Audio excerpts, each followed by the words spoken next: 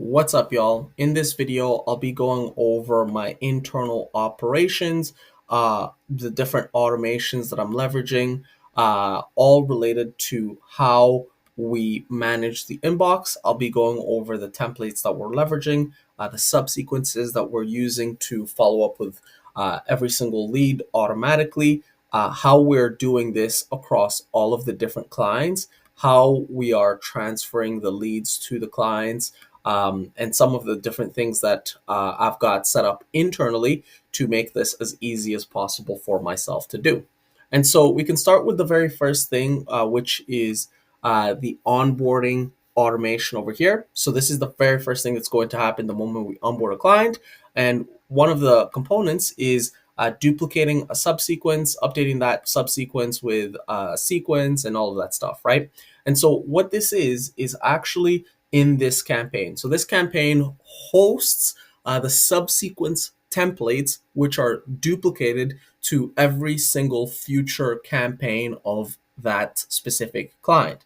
And so these redacted names, these would actually be client names. And so each of these different campaigns is a campaign, a subsequence for a specific client, right? And how this comes into play is that when we're inside the inbox and we respond to a lead, we are then able to push the lead to a subsequence. And when we push them to a subsequence, it's going to be that specific subsequence that's for the client, right?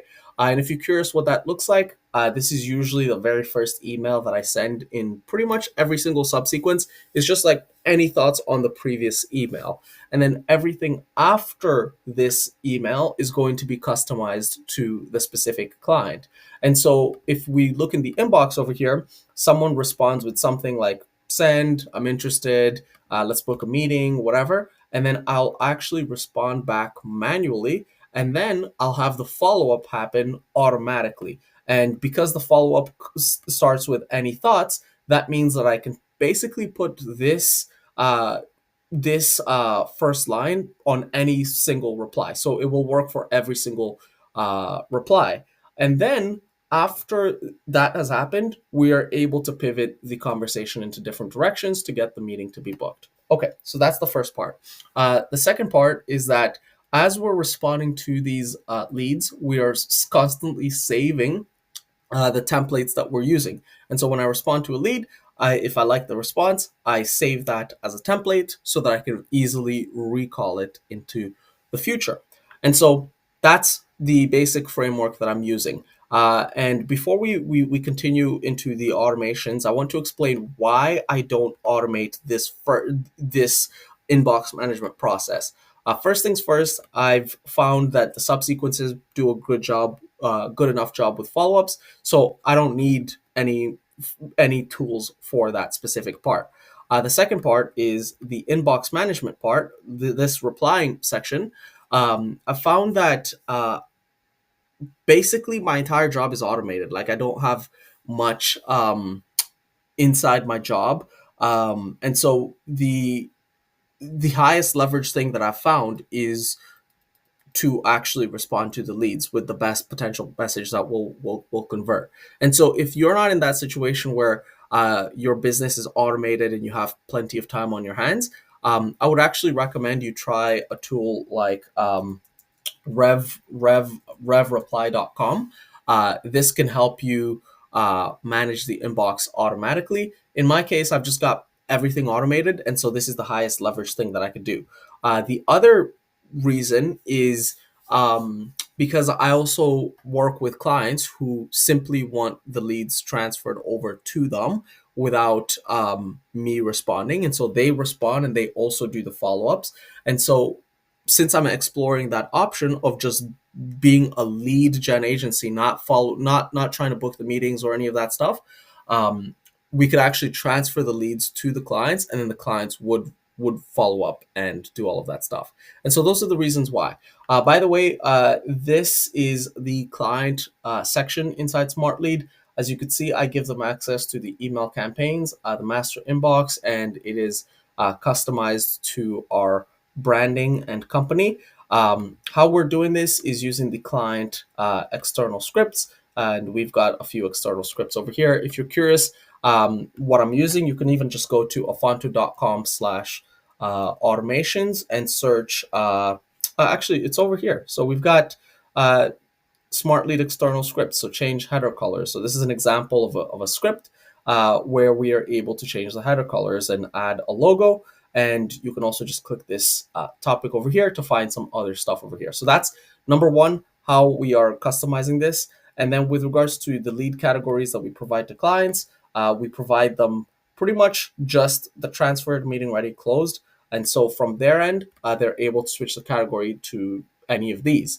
And then they can easily navigate to open, to closed, whichever they like. And so that is the client management. That is the templates. That is the subsequence templates. Let's talk about some of these automations. And so I walk you through the first one, which is the client onboarding automation, which creates the subsequence for us. The next one is the creating automation. And by the way, we have several of these. This is not the only one.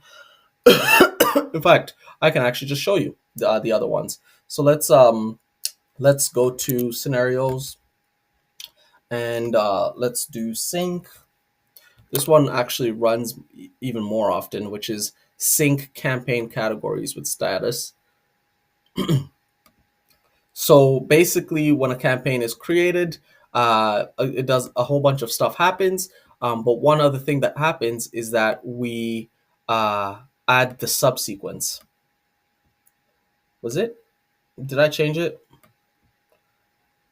Oh, it's right here. It's right here. So it checks if the subsequence exists or somewhere. It checks here. So it checks this campaign and it counts how many subsequences are in that campaign. And if that campaign does not have a subsequence, it duplicates the subsequence from the master subsequence table over here into the campaign. And so this is like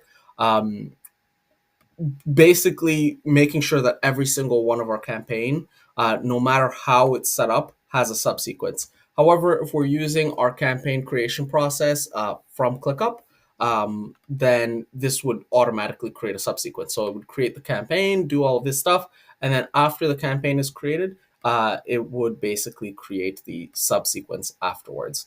And so, boom, that's how we're getting the subsequence. We create this during the onboarding. We customize it whenever we'd like. And then throughout the engagement, every single campaign that's being created is duplicating the subsequence from this template over here. Another thing that we have is we actually have this add subsequence. And so this, we can actually input a campaign ID into a specific parent campaign. And then this is going to trigger an automation, and that automation is going to, I can actually even show you. I'll show you what that looks like. So we could go to extension submissions, and then we can look at this. It would just basically add the subsequence. So it would add the subsequence based on the campaign ID. I found myself not to use it that much because these other ones, like, they work really well. And so I never have a campaign that never has a subsequence. They almost always have a subsequence. But this is just a backup plan where it's like, I messed up something and then I basically just need a subsequence really quickly. Because another thing is there's no way to duplicate a subsequence. So you can't actually duplicate a subsequence. And then secondarily, you can't move a subsequence to another campaign. And so it's time consuming. Okay, so we've gone through that part. The next part is delivering the leads. So when we go to the master inbox, these are the lead categories that I use. So pretty much all of the ones that we have normally provided to us.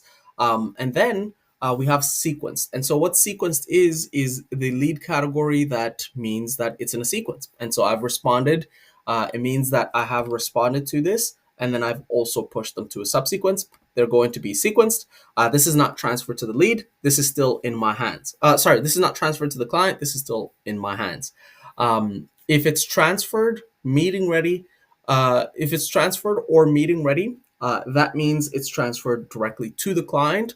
We actually never change the category to closed. This is in the client's hands. And so When a client is working their inbox, they can actually switch the lead category to closed, meaning that they've responded to this lead and um, they're not going to be trying to follow up with them. And obviously, we make it easy for them to switch the views so that they know which leads need their attention and which leads do not need their attention. Okay, so that is the lead categories. And to transfer the leads, we're using this automation over here, which is basically looking for those lead categories. There's actually another step before this. And that step is basically like enriching the leads with like phone numbers and doing all of these different things inside Clay. But this is the main part, right? It's getting the info from Clay, uh, adding the lead to ClickUp, and then notifying the client. When it notifies the client, it looks something like this. And so, speaking of adding that stuff to ClickUp, this is actually what's the client funnel. And so, the client funnel helps us know how many leads we actually need to work in the inbox. And so, when we go to the client funnel over here, I've actually just added some additional filters over here to show when the status is sequenced in addition to these other ones. But normally sequenced would be not here. It would just be information request, interested, meeting request. And so those ones would be the ones that we have not responded to, and those would be the ones that we need to actually like respond to ourselves. And so we would come inside here, we would click on the campaign URL for the leads that are in those categories, respond to them. And then after we've responded, we would switch the category from information request, interested, meeting request to sequenced, transferred, meeting ready, or closed. Not closed, but these are the ones, right? And so when we switch it to these ones, it's going to go away from the sales funnel because all of this stuff is synced together. So it's synced. So when we switch it inside Smart Lead, it also switches inside ClickUp. But when we make that switch, it would go away from our view, and this would also reduce how many tasks we need to do. And so just to make sure that it's super clear, when we respond to a lead whose information requested, interested, meeting request, we have to switch the category to sequenced, transferred, or meeting ready, right? And because we switched the category, and as a prerequisite of switching the category, we responded, then we basically just know we don't need to work that lead. And so that's how we know at every point in time how many leads need our attention all of the time. And so that's my inbox management system. It's super simple. Leads respond, we reply manually, save those replies as templates so that we can reply in the future. And then we transfer the leads seamlessly. And then we just collaborate with clients using their own client access dashboard. Okay, hope that was helpful. Hope you're having a wonderful